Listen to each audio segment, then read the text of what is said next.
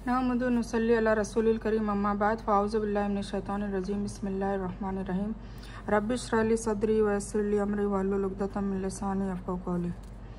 अस्सलामु अलैकुम रहमतुल्लाहि व बरकातुहू। अल्हम्दुलिल्लाह हमने पारा नंबर 19 में सूरह फुरकान को कंप्लीट कर लिया है। अब हम मज़ीद आगे बढ़ते हैं। सूरह अस्सूरा है और पारा नंबर 19 अभी चल रहा है। ठीक है। आऊज़ु बिल्लाहि मिनश शैतानिर रजीम बिस्मिल्लाहिर रहमानिर रहीम। सूरह शुअरा मक्का में नाजिल हुई और इसमें 227 आयतें और 11 रुकू है। अल्लाह के नाम से शुरू करता हूँ जो बड़ा मेहरबान निहायत रहम करने वाला है। तो सीन मीम, ये आयतें रोशन किताब की है। उनके ईमान न लाने पर शायद आप तो अपना जान त्याग देंगे। मतलब हुजूर पाक सल्लल्लाहु अलैहि वसल्लम के इर्द गिर्द जो भी मुसलमान थे, जो भी कुफार मक्का थे, उनमें उनके रिलेटिव्स भी थे, वो ईमान नहीं ला रहे थे तो उनको बहुत शिद्दत से तकलीफ़ हो रही थी, बहुत मायूसी हो रही थी, बहुत रंज और गम होता था, बहुत रोते थे। तो अल्लाह ताला ने कहा कि अगर ये ईमान नहीं लाएंगे तो शायद अब आप अपनी जान ही दे देंगे। मतलब इतना दुख करने की कहाँ ज़रूरत है। ठीक है। हिदायत तो मैं दूंगा, आप सिर्फ नसीहत करें। तो अगर हम चाहते तो उन पर आकाश से कोई ऐसी निशानी उतारते कि जिसके सामने उनकी गर्दनें झुक जाती है ना। अल्लाह कह रहा है कि अगर मैं चाहता तो उनको आकाश से ऐसी निशानी उतार देता कि सबके सब एक साथ ईमान ले आते, झुक जाते, सजदे में गिर पड़ते। और उनके पास रहमान की तरफ से जो भी नई नसीहतें आई हैं यह उससे मुंह फेरने वाले बन गए हैं। उन लोगों ने जुटलाया है, अब उनके पास जल्द ही उसकी खबरें आ जाएंगी जिसके साथ वे मजाक कर रहे हैं। क्या उन्होंने धरती की तरफ नहीं देखा कि हमने उसमें हर तरह के खूबसूरत जोड़े कितने उगाए हैं। बेशक उसमें बड़ी निशानी है और उनमें के ज़्यादातर लोग ईमान वाले नहीं हैं। और तेरा रब बेशक वही गालिब और रहम करने वाला है। और जब आपके रब ने मूसा को पुकारा कि तू जालिम लोगों के पास जा, फिरौन की कौम के पास, क्या वह सदाचार न करेंगे, तकवा न करेंगे? मूसा ने कहा, मेरे रब, मुझे तो डर है कि कहीं वह मुझे झुठला न दे और मेरा सीना तंग हो रहा है, मेरी ज़बान चल नहीं रही है, इसलिए तू हारून की तरफ भी वही भेज। मतलब हारून उनके भाई को भी नबी बनाने की रिक्वेस्ट कर रहे हैं और उस रिक्वेस्ट को अल्लाह ताला कबूल भी कर लेते हैं। और उनका मुझ पर मेरी एक गलती का दावा भी है, मुझे डर है कि कहीं वह मुझे मार न डालें, क्योंकि उनके हाथ से कत्ल हो गया था और वहाँ से वो भाग कर आए थे। तो इस चीज़ के लिए वो बता रहे हैं। बारी ताला ने कहा, कभी ऐसा ना होगा, तुम दोनों हमारी निशानियाँ लेकर जाओ, हम खुद सुनने वाले तुम्हारे साथ हैं। तुम दोनों फिरौन के पास जाकर कहो कि बेशक हम सारी दुनिया के रब के भेजे हुए हैं कि तू हमारे साथ इसराइल की औलाद को भेज दे। फिरौन ने कहा कि क्या हमने तुझे तेरे बचपन में अपने परवरिश नहीं की थी? मतलब फिरौन के यहीं पले बड़े थे मूसा अलैहिस्सलाम, और तूने अपनी उम्र के बहुत से साल हम में नहीं गुजारे। अब वो क्या है, अपना एहसान जता रहा है फिरौन। ठीक है। और फिर तू अपना वह काम कर गया जो कर गया तो तू नाशुक्रों में से है। मतलब तू कत्ल करके भी फिर भाग गया। हजरत मूसा ने जवाब दिया कि मैंने इस काम को उस वक्त किया था जबकि मैं रास्ते भूले हुए लोगों में से था। मतलब मैं तब रास्ता से भटका हुआ था, तब मैंने ये काम किया था। फिर तुमसे डर खाकर मैं तुमसे भाग गया और फिर डर के मारे भाग गया, क्योंकि कत्ल की सज़ा कत्ल होती है। फिर मुझे मेरे रब ने हुक्म और इल्म अता किया, फिर मुझे मेरे रब ने हुक्म दिया और इल्म भी अता किया और मुझे अपने पैगम्बरों में से कर दिया। और मुझ पर क्या तेरा यही वह एहसान है? फिर एहसान भी जताया मूसा अलैहिस्सलाम ने, जिसे तू जाहिर कर रहा है कि तूने इसराइल की औलाद को गुलाम बना रखा है। फिरौन ने कहा कि सारी दुनिया का रब क्या है? हजरत मूसा ने कहा, वह आकाशों और धरती और उनके बीच के सभी चीज़ों का रब है, अगर तुम ईमान रखने वाले हो। फिरौन ने अपने निकटवर्तियों करीबी लोगों से कहा कि क्या तुम सुन नहीं रहे? हजरत मूसा ने कहा, वह तुम्हारा और तुम्हारे पूर्वजों का, मतलब पहलों का, सबका भी रब कौन है? अल्लाह ताला। यह रब की उस वक्त की पुकार है जब हजरत मूसा मदियन से अपनी बीवी के साथ वापस आ रहे थे। रास्ते में उन्हें तापने के लिए आग की ज़रूरत महसूस हुई तो आग की खोज में तूर पहाड़ तक पहुंच गए, जहां से आसमानी आवाज़ ने उनका स्वागत किया और उन्हें नबूवत के पद से सरफराज किया और जालिमों तक अल्लाह का पैगाम पहुंचाने का फ़र्ज उनको सौंपा गया। कुछ कहते हैं कि 18 साल फिरौन के महल में गुजारे, कुछ के करीब 30 साल और कुछ के करीब 40 साल। यानी इतनी उम्र गुजारने के बाद कुछ साल इधर उधर रहकर अब तू नबूवत का दावा करने लगा है। यानी यह कत्ल की कोशिश नहीं थी बल्कि एक घुसा ही था जो उसे मारा था, जिससे उसकी मौत हो गई। इसके सिवा यह वाक़या भी नबूवत से पहले का है, जबकि मुझे इल्म का यह नूर नहीं दिया गया था। फिरौन ने कहा, लोगों, तुम्हारा यह रसूल जो तुम्हारी तरफ भेजा गया है यह तो बिल्कुल ही दीवाना है।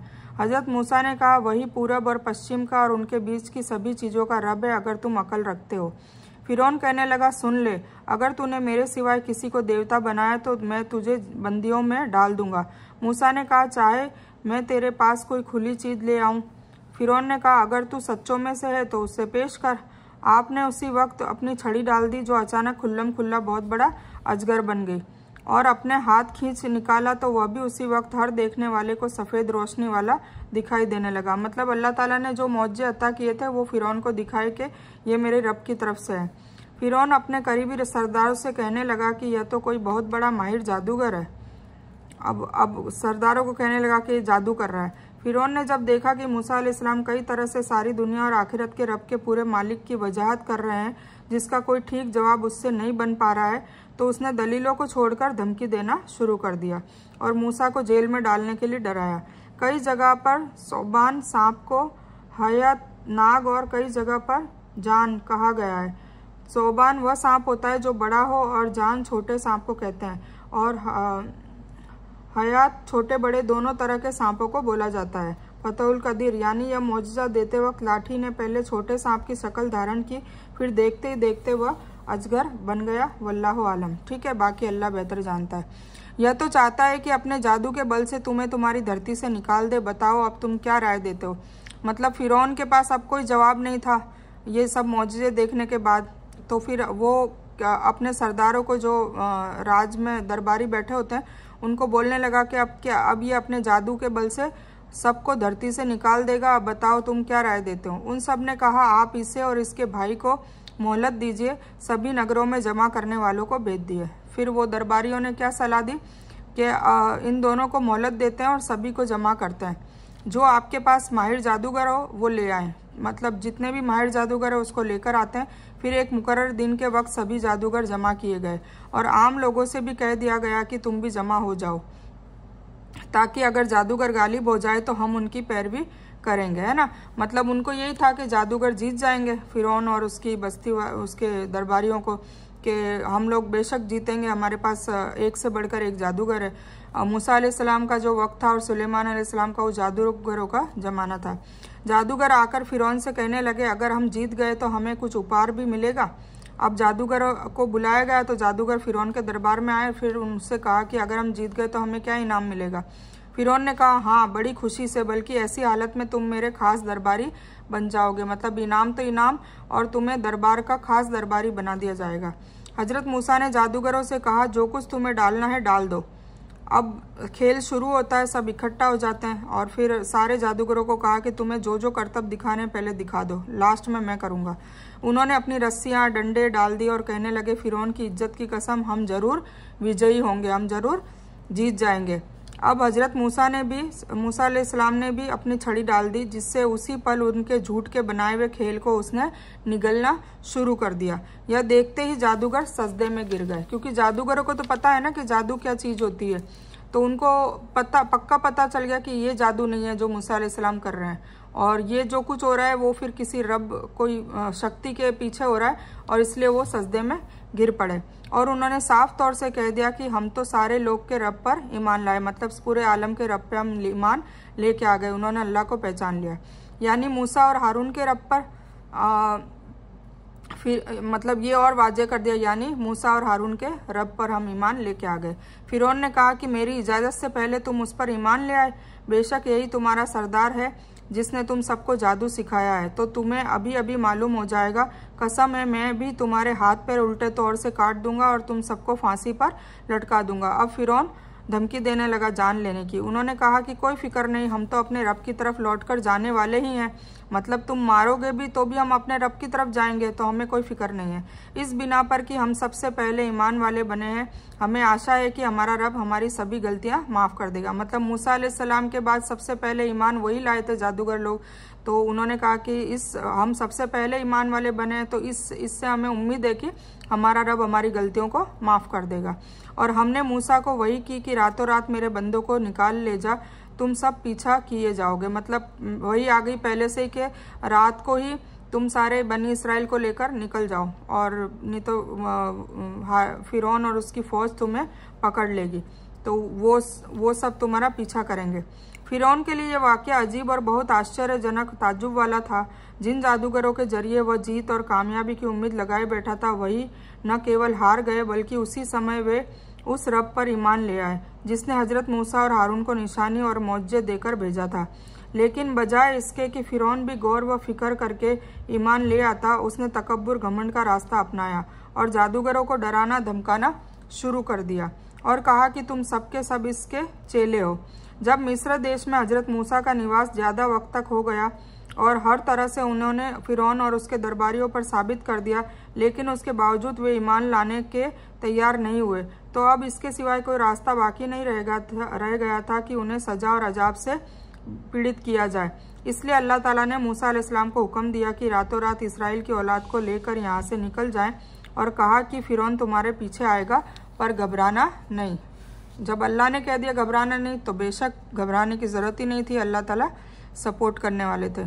फिरौन ने नगरों में जमा करने वालों को भेज दिया, मतलब अब फिरौन ने इरादा कर लिया कि अब इन सबको सजा दी जाए कि बेशक यह गुट बहुत ही कम तादाद में है और उस पर ये हमें बहुत क्रोधित कर रहे हैं। मतलब मूसा अलैहिस्सलाम हर तरीके से दावत दे रहे थे पूरे गांव में, पूरी महफिल में, तो फिरौन को भी बहुत शदीद गुस्सा आने लग गया था। और बेशक हम बड़ी तादाद में हैं, उनसे सावधान रहने वाले। आखिरकार हमने उन्हें बागों और चश्मों से निकाल कर बाहर किया और खजानों से और अच्छे अच्छे जगहों से। इसी तरह हुआ और हमने उन सभी चीज़ों का वारिस इसराइल की औलाद को बना दिया। ठीक है, मतलब फिरौन को डुबो दिया। इसलिए फिरौन के पैरोकार सूरज निकलते ही उनका पीछा करने निकल पड़े। इसलिए जब दोनों ने एक दूसरे को देख लिया तो मूसा के साथियों ने कहा हम तो बेशक पकड़ लिए गए। मतलब मूसा के साथियों ने कहा जब फौज करीब आ गई तो हम तो अब पकड़े जाएंगे। मूसा ने कहा कभी नहीं, यकीन करो मेरा रब मेरे साथ है तो जो ज़रूर मुझे रास्ता दिखाएगा। फिर भी मूसा अलैहिस्सलाम को पूरा यकीन था, क्योंकि अल्लाह ताला ने कहा था घबराना नहीं, वो पीछे आएगा पर अल्लाह ताला साथ देंगे। तो उनकी बनी इसराइल की कौम घबरा जाती है कि, और फिर मूसा अलैहिस्सलाम तसल्ली देते हैं कि मेरा रब मेरे साथ है जो ज़रूर मुझे रास्ता दिखाएगा। हमने मूसा की तरफ वही भेजी कि समुंदर के पानी पर अपनी छड़ी मार। ठीक है, फिर जैसे समुंदर किनारे पे पहुंचते भागने का कोई रास्ता नहीं दिखता, तो एकदम से वही आती है कि भाई समुंदर की पानी में छड़ी मार। तो छड़ी जैसे ही वो आसा मारते उसी वक्त समुद्र फट जाता है और एक हिस्सा पानी के बड़े पहाड़ के बराबर हो जाता है, मतलब रास्ता मिल जाता है। यह बेइज्जत करने वाले के लिए कहा, वरना उनकी तादाद 6 लाख बताई जाती है। फ़र्क का मतलब है समुद्र का हिस्सा, तऊद का मतलब है पहाड़, यानी पानी का हर एक हिस्सा। और हमने उसी जगह पर दूसरों को करीब ला खड़ा कर दिया और मूसा को और उसके सभी साथियों को मुक्ति प्रदान कर दी, फिर दूसरे सभी को डुबो दिया। बेशक इसमें बड़ी शिक्षा और उनमें के ज़्यादातर लोग ईमान वाले नहीं। और बेशक आपका रब बड़ा प्रभावशाली और रहम करने वाला है। और उन्हें इब्राहिम का वाक़या भी सुना दो। ये मूसा अलैहिस्सलाम की स्टोरी थी, अब इब्राहिम अलैहिस्सलाम की। हर सूरह में हर नबी की छोटी मोटी मतलब तकरीबन सूरह में छोटी मोटी स्टोरी डाली गई है टुकड़ों टुकड़ों में। इसलिए मैं आपको बार बार कह रही हूँ कि जो मैंने ये सारी स्टोरीज प्रॉफिट्स की पूरी मुकम्मल शुरू से लेकर आखिर तक पूरी मैंने बयान करी है, कोशिश पूरी करी है, तो वो आप पहले सुने ताकि आपको ये जो कुरान में जो टुकड़े टुकड़े आ रहे हैं ना, तो आपको समझ में आएगा, पूरी स्टोरी आपको पता होगी तो ठीक है। और उन्हें इब्राहिम का वाक़या भी सुना दो, जबकि उन्होंने अपने बाप और अपनी कौम से फरमाया कि तुम किसकी इबादत करते हो। उन्होंने जवाब दिया कि हम मूर्तियों की इबादत करते हैं, हम तो बराबर उनके पुजारी बने बैठे हैं। आप सल्लल्लाहु अलैहि वसल्लम ने फरमाया कि जब तुम उन्हें पुकारते हो तो क्या वह सुनते भी हैं या तुम्हें फ़ायदा नुकसान भी पहुंचा सकते हैं। उन्होंने कहा यह हम कुछ नहीं जानते, हमने तो अपने पूर्वजों को इस तरह करते पाया है। बड़े पहाड़ के रूप में खड़ा हो गया। यह अल्लाह ताला की तरफ से मौजे का इजार था ताकि मूसा और उसकी कौम फिरौन से छुटकारा पाले। अल्लाह के इस समर्थन के बिना फिरौन से छुटकारा मुमकिन नहीं था। मतलब समुंदर में रास्ता बना दिया और जैसे ही मूसा अलैहिस्सलाम और बनी इसराइल की औलाद चली गई, सब चले गए। और फिर जब फिरौन की फ़ौज भागने लगी उसी रास्ते पर, तो वो रास्ता ख़त्म कर दिया गया और समुंदर हो गया, तो सारे डूब गए। आपने कहा कुछ जानते भी हो जिन्हें तुम पूज रहे हो, मतलब अब इब्राहिम अलैहिस्सलाम का वाक़या चल रहा है। तो तुम और तुम्हारे अगले बाप दादा वे सभी मेरे दुश्मन हैं सिवाय सच्चे अल्लाह के जो सारे जहाँ का पालनहार है। जिसने मुझे पैदा किया है और वही मेरी हिदायत करता है, वही है जो मुझे खिलाता पिलाता है तथा जब मैं रोगी हो जाऊँ तो मुझे निरोगी अता करता है। ठीक है, जब इंसान बीमार हो जाए ना तो इसका वजीफ़ा पढ़ना चाहिए, वईज़ा मरिदतु वहुवा यशफीन। मैं कई लोगों को बता चुकी हूँ, अल्हम्दुलिल्लाह फ़ायदा भी होता है, तो आप ये नोट कर लें। जब भी कोई बीमारी हो, कुछ हो, तो इसका विर्द करें, वईज़ा मरिदतु वहुवा यशफीन। ठीक है, जिसका मतलब है जब मैं रोगी हो जाऊं तो मुझे शिफा कौन करता है? बेशक अल्लाह। डॉक्टर, दवाई, दुआ, ये सब वसीले हैं, बेशक हैं, पर पहला जो शिफा देने का जो पहला हक है, पहला मतलब का जो करता है वो है अल्लाह। ठीक है, अल्लाह के हाथ, अगर अल्लाह चाहे शिफा देना तो ही वो डॉक्टर के हाथ में भी शिफा देता है, वरना एक ही डॉक्टर से 10 मरीज में से 9 मरीज ठीक हो जाते, एक नहीं होता। क्यों? क्योंकि वो अल्लाह ताला के हाथ में होता है कि किसके ज़रिए किसको शिफा मिले, किसको ना मिले। ठीक है, इसीलिए ये दुआ मांगनी चाहिए और फिर बेशक इलाज भी करवाएं, दवा भी करें, दुआ भी करें। ठीक है, और वही मुझे मार डालेगा फिर जिंदा करेगा, और जिसने उम्मीद बंधी हुई है वह बदला देने वाले दिन में मेरे गुनाहों को माफ़ कर देगा। ऐ मेरे रब, मुझे समझ अता कर और मुझे पाक लोगों में मिला दे और मेरी पाक याद आने वाले लोगों में भी बाकी रख और मुझे सुखों वाली जन्नत के वारिसों से बना दे और मेरे पिता को माफ़ कर दे, बेशक वह भटकने वालों में से था। ठीक है, इब्राहिम अलैहिस्सलाम का आपको पता ही है, वाक़या पहले भी आ गया है कि उनके जो बाप आजर थे वो मूर्तियाँ बनाने का काम करते थे और कबीले के सरदार भी थे।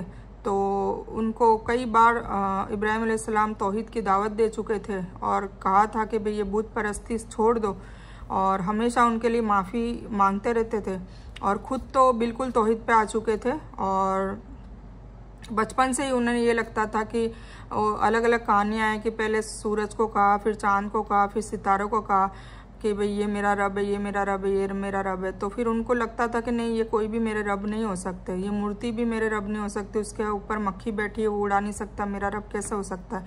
तो ये बचपन से उनके दिमाग में चलता होता है और फिर अल्लाह ताला उनको तौफीक दे देते हैं और हिदायत दे देते हैं और अल्हम्दुलिल्लाह नबूवत से भी सरफराज करते हैं और उनकी पूरी आल औलाद में नबी और रसूल बनाकर भेजते हैं। इतने अल्लाह ताला उनसे खुश हो जाते हैं।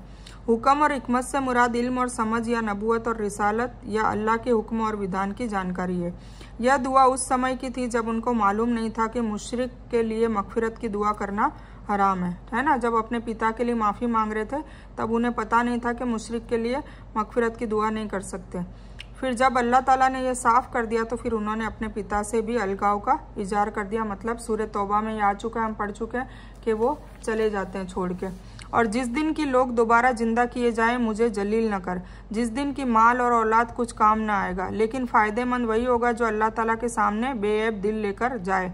और परहेजगारों के लिए जन्नत बहुत करीब ला दी जाएगी और भटके हुए लोगों के लिए नर्क जाहिर कर दिया जाएगा और उनसे पूछा जाएगा कि तुम जिनकी इबादत करते रहे वह कहाँ हैं, जो अल्लाह के सिवाय थे, क्या वह तुम्हारी मदद करते हैं या कोई बदला ले सकते हैं। इसलिए वह सभी और कुल भटके हुए लोग नरक में ऊपर नीचे डाल दिए जाएंगे और इब्लिस की सभी सेना भी, इब्लिस की सेना भी जहन्नम में डाल दी जाएगी। वहाँ वे आपस में लड़ते झगड़ते हुए कहेंगे, अल्लाह की कसम बेशक हम तो खुली गलती पर थे, जबकि तुम्हें सारी दुनिया के रब के बराबर समझ बैठे थे। मतलब उनके जो माबूद थे उनको भी डाला जाएगा, पत्थर की मूर्तियाँ और जो भी जिसको माबूद समझ रहे थे, तो वो सब आपस में लड़ेंगे, पूजने वाले और जो जिनकी पूजा होती थी, कि हम तो तुम्हें दुनिया का रब समझ बैठे थे और हम बेशक खुली गलती पर थे।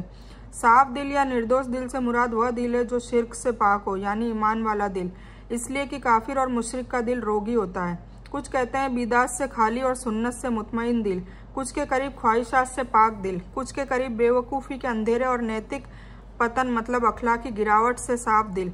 यह सभी मतलब ठीक हो सकते हैं क्योंकि ईमान वाले का दिल ऊपर बयान किए गए सभी बुराइयों से पाक होता है और हमें तो सिवाय मुजरिमों के किसी दूसरे ने गुमराह नहीं किया था। अब तो हमारी कोई सिफारिश करने वाला भी नहीं और ना कोई सच्चा खैरख्वाह दोस्त। अगर हमें एक बार दोबारा जाने को मिलता तो हम पक्के सच्चे ईमान वाले बन जाते हैं ना। हर मुशरिक काफिर की तमन्ना यही होगी कि काश हमें वापस दुनिया में भेजा जाए ताकि हम सच्चे पक्के ईमान वाले बनकर आएँ। यह बात बेशक एक बहुत बड़ी निशानी है, उनमें के ज़्यादातर लोग ईमान लाने वाले नहीं हैं और बेशक आपका रब ही प्रभावशाली रहम करने वाला है। नूह की कौम ने भी नबियों को झुठलाया, जबकि उनके भाई नूह ने कहा कि क्या तुम्हें अल्लाह का डर नहीं, सुनो, मैं तुम्हारी तरफ अल्लाह का अमानतदार रसूल हूँ, इसलिए तुम्हें अल्लाह से डरना चाहिए और मेरी बात माननी चाहिए। गुनहगार मुसलमानों की सिफारिश तो अल्लाह की इजाज़त के बाद अम्बिया, नेक लोग, ख़ास तौर से नबी करीम सल्लल्लाहु अलैहि वसल्लम करेंगे, लेकिन काफिर और मुशरिक की सिफारिश करने की इजाज़त किसी को भी नहीं होगी और न वहाँ दोस्ती काम आएगी। नूह की कौम के अगरचे केवल अपने पैगंबर हजरत नूह को जुटलाया था, लेकिन चूंकि एक नबी को जुटलाना सभी नबियों को जुटलाने के बराबर है, इसीलिए फरमाया कि नूह की कौम ने पैगंबरों को जुटलाया। और मैं तुमसे उस पर कोई बदला नहीं चाहता, मेरा बदला तो केवल सारी दुनिया के रब के पास है, इसलिए तुम अल्लाह का डर रखो और मेरी इताअत करो। कौम ने जवाब दिया कि क्या हम तुम पर ईमान लाएं? तेरी इताअत करने वाले तो नीच लोग हैं। मतलब नूह अलैहिस्सलाम की कौम की इताअत करने वाले, मतलब जो इस्लाम लाए थे, वो गरीब लोग थे, गुलाम लोग थे। तो सरदार कहते हैं कि तेरी इताअत करने वाले तो ये नीच लोग हैं। आपने फरमाया मुझे क्या पता वह पहले क्या करते रहे, मतलब जो भी करते रहे, पर अभी ईमान ले आए, उनका हिसाब तो मेरे रब के ऊपर है, अगर तुम्हें समझ हो तो। और मैं ईमानदारों को धक्के देने वाला नहीं हूँ। मतलब सरदार कह रहे हैं कि भाई ये जो नीची को जाति के लोग हैं, इनको तू हटा तो फिर हम इस्लाम कबूल करें, वरना हम नहीं करने वाले। तो नूह अलैहिस्सलाम ने कह दिया कि मैं ईमानदारों को धक्के देने वाला नहीं हूँ, मैं तो वाजे तौर से डरा देने वाला हूँ। उन्होंने कहा कि ए नूह, अगर तू न रुका तो ज़रूर तुझे पत्थरों से मार दिया जाएगा। आपने कहा, ए मेरे रब, मेरी कौम ने मुझे झुठला दिया है, इसलिए तू मुझमें और उनमें कोई कतई फैसला कर दे। मतलब अब उन्होंने अजाब के लिए मतलब दुआ कर दी कि तू फैसला कर दे और मुझे और मेरे ईमान वाले साथियों को नजात अता कर। इसलिए हमने उसे और उसके साथियों को भरी हुई नाव में नजात अता की और फिर उसके बाद बाकी सभी लोगों को हमने डुबो दिया। बेशक इसमें बहुत बड़ी नसीहत है और उनमें से ज़्यादातर लोग ईमान लाने वाले थे भी नहीं, और बेशक आपका रब वही है, बहुत रहम करने वाला। आद कौम ने भी रसूलों को झुठलाया। आद कौम हूद अलैहिस्सलाम की कौम थी, ठीक है, जबकि उनसे उनके भाई हूद ने कहा कि क्या तुम डरते नहीं? भाई मतलब उन्हीं की कौम में से रसूल आते थे ना, तो इस हिसाब से उनको भाई कहा गया। मैं तुम्हारा अमानतदार पैगंबर हूँ, इसलिए अल्लाह से डरो और मेरा कहना मानो, और मैं उस पर तुमसे कोई उजरत नहीं मांगता। मेरी मजदूरी सारी दुनिया के रब के पास ही हो, है ना। हर नबी ने, रसूल ने दावत देते वक्त कोई उजरत नहीं मांगी, यही कहा कि उसकी उजरत मेरा रब देगा, ठीक है। और बड़े सनत वाले मजबूत महल निर्माण कर रहे हो, जैसा कि तुम यहाँ पर हमेशा रहोगे। आद कौम जो थी वो महल बनाने की बहुत शौकीन थी, टैलेंट था उनका, और कुव्वत भी बहुत थी, बड़ी बड़ी उनकी हाइट थी, 130 90 कम से कम 90 130 की फीट थी। तो वो बड़े बड़े महलात बनाते थे। तो हूद अलैहिस्सलाम को कहते थे कि तुम इतने मजबूत महलात बना रहे हो जैसे कि तुम हमेशा यहाँ पर रहने वाले हो। आद उनके परदादा का नाम था, जिनके नाम पर उनकी कौम का नाम पड़ा। यहाँ आद को कबीला मानकर स्त्रीलिंग के नाम से लिया है, कौम आद है ना, इसलिए। हूद को भी आद का भाई इसलिए कहा गया है कि हर नबी उस कौम का इंसान होता था और उसी बिना पर उन्हें उस कौम का भाई कहा गया है। जैसा कि आगे भी आएगा कि नबियों और रसूलों का यही इंसानी शक्ल भी उनके ईमान लाने में रुकावट नहीं है। उनका ख्याल था कि नबी इंसान नहीं, इंसान से ऊंचा होना चाहिए। आज भी इस पूरे सच से अनजान लोग इस्लाम के पैगंबर नबी करीम सल्लल्लाहु अलैहि वसल्लम को इंसान से ऊंचा साबित करने पर तुले हुए हैं, अगरचे वह भी कुरैश कबीले के एक इंसान थे जिनकी तरफ पहली बार उनको पैगंबर बनाकर भेजा गया था। और जब किसी पर हाथ डालते हो तो कड़ाई और सख्ती से पकड़ते हो, तो अल्लाह से डरो और मेरी बात मानो, और उससे डरो जिसने उन चीज़ों से तुम्हारी मदद की जिन्हें तुम जानते हो। उसने तुम्हारी मदद की माल और औलाद से और बागों से और चश्मों से। मुझे तो तुम्हारे ऊपर बड़े दिन के अजाब का डर है। उन्होंने कहा कि आप नसीहत करें या नसीहत करने वालों में न हो, हम पर बराबर है। मतलब आप करो या ना करो, हम आपकी बात मानने वाले नहीं है। यह तो पुराने ज़माने के लोगों का दीन है और हम कभी अजाब पाने वाले न होंगे। चूँकि आद की कौम ने हजरत हूद को झुठलाया, इसलिए हमने उन्हें हलाक कर दिया। बेशक उसमें निशानी है और उनमें के ज़्यादातर लोग ईमान वाले न थे, और बेशक आपका रब वही गालिब रहम करने वाला है। समूद के समुदाय वालों ने भी पैगंबर को झुठलाया। अब कौम समूद की बात आ रही है। समूद का निवास स्थान हिजर का इलाका था, जो हिजाज की उत्तर दिशा में है। आजकल उसे मदियन स्वाले कहते हैं। यह अरब थे। नबी सल्लल्लाहु अलैहि वसल्लम तबुक जाते वक्त उन बस्तियों के बीच से गए थे, जैसा कि पहले बयान हो चुका है। जब उनके भाई स्वाले ने, मतलब स्वाले अलैहिस्सलाम की कौम थी समूद, उनसे कहा कि क्या तुम अल्लाह से नहीं डरते? मैं तुम्हारी तरफ अल्लाह का अमानतदार पैगंबर हूँ, तो तुम अल्लाह से डरो और मेरा कहा मानो, मेरा कहा करो, और मैं उस पर तुमसे कोई उजरत नहीं मांगता। मेरी उजरत तो सारी दुनिया के रब के ऊपर है। क्या उन चीज़ों में जो यहाँ है तुम शांति के साथ छोड़ दिए जाओगे?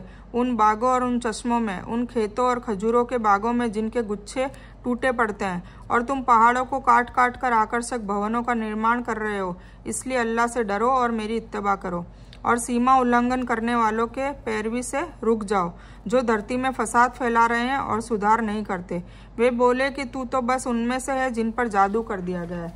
मतलब सालेह अलैहिस्सलाम की कौम ने भी क्या कहा कि तुम्हारे पर जादू हो गया है, इसलिए तू तो हम जैसा इंसान है, अगर तू सच्चों में से है तो कोई मौजज़ा ले आ। और बस वही बात कि भाई इंसान, हमारे जैसा इंसान रसूल नहीं हो सकता, और अगर तू रसूल है तो मौजज़ा ले आ। बस हर कौम ने यही बात कही। आपने कहा कि ये ऊँटनी है। सालेह अलैहिस्सलाम के तो मौजज़ा भी आ गया था, जन्नत से ऊँटनी भेजी गई थी, ठीक है, पर वो मौजज़े के बाद भी वो ईमान नहीं लाए। जैसे कि अल्लाह ताला कहता है कि मैं इनके ऊपर आकाश से कोई मौजज़ा भी उतार दूँ, कोई ऐसी निशानी उतार दूँ, तो भी ये ईमान लाने वाले नहीं है। तो उनके तो मौजज़ा आ गया था कि वो ऊँटनी आई थी, जन्नत में से उतारी गई थी। आज भी आप यूट्यूब में सर्च करके देख सकते हो कि उसकी जगह पाई जाती है। पानी पीने की एक बारी उसकी और एक मुकर्रर दिन को पानी पीने की बारी तुम्हारी। अब जब मौजज़ा उतारा तो अल्लाह इम्तिहान भी लेगा। तो अल्लाह ताला ने कहा कि पूरे दिन का पानी एक बार एक ऊँटनी पिएगी और एक दिन तुम्हारा। तो उसकी वजह से ऊँटनी से नफरत करने लग गए, और उनको अल्लाह ताला ने बोला था इसको मारना मत, और फिर कत्ल कर दिया, और फिर इसीलिए फिर अल्लाह ताला ने उनको हलाक कर दिया। वो आगे आएगा। तो और ख़बरदार, इससे बुराई से हाथ न लगाना, है ना। ऊँटनी भेज दी, मौजज़ा दिखा दिया, अब जो भी देखना था उनको। अब बोला है कि भाई एक दिन ये पानी ये पिएगी और एक दिन तुम सब पियोगे, तो फिर इससे बुराई से हाथ न लगाना, वरना एक बड़े दिन का अजाब तुम्हें आ पकड़ लेगा। फिर भी उन्होंने उसके हाथ पैर काट डाले, फिर वह पछताने वाले हो गए। मतलब फिर भी उसको मार दिया।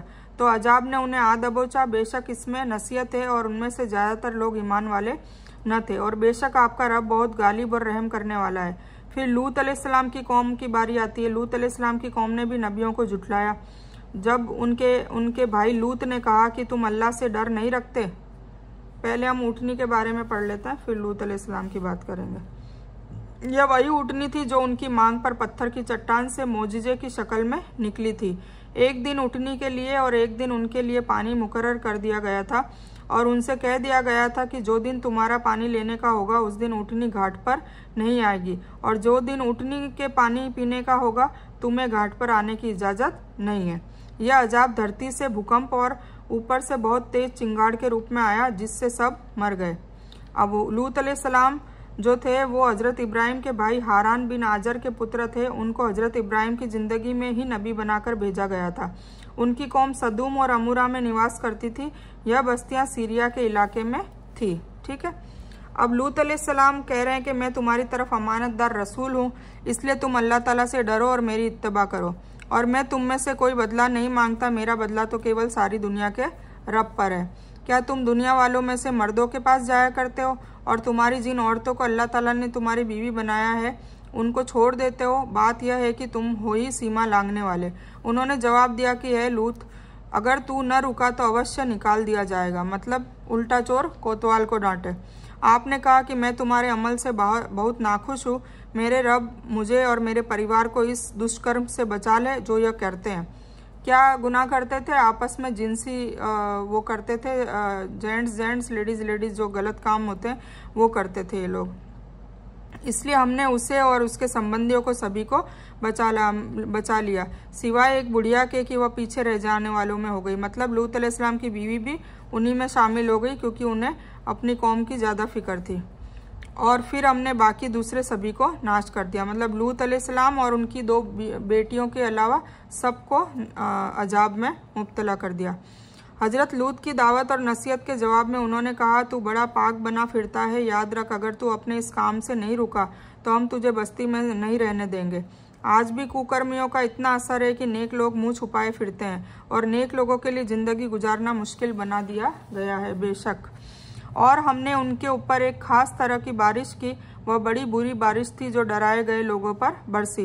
बेशक इसमें भी बड़ी निशानी है, उनमें से ज्यादातर मुसलमान नहीं थे। बेशक तेरा रब वही है गालिब रहम करने वाला।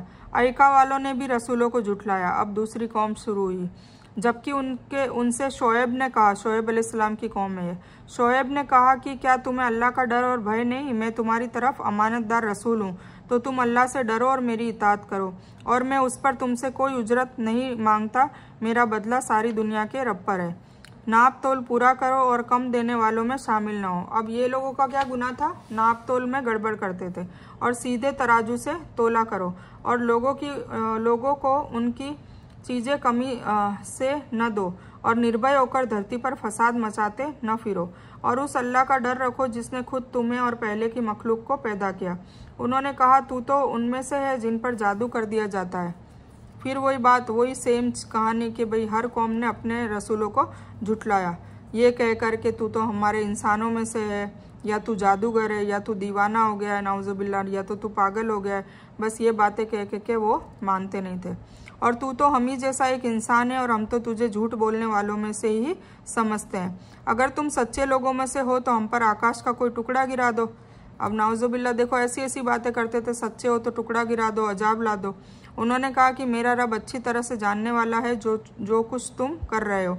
इसलिए उन्होंने उसे झुठलाया तो उन्हें छाया वाले दिन के अजाब ने पकड़ लिया। वह बड़े भारी दिन का अजाब था। फिर उस कौम को भी अल्लाह ताला ने अजाब में गर्क कर दिया। बेशक उसमें बड़ी निशानी है और उनमें के ज़्यादातर मुसलमान नहीं थे। और बेशक तेरा रब वही गालिब दया वाला है।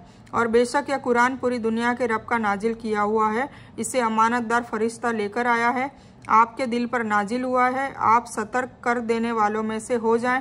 साफ अरबी भाषा में है और अगले नबियों की किताबों में भी इस कुरान की चर्चा हुई है।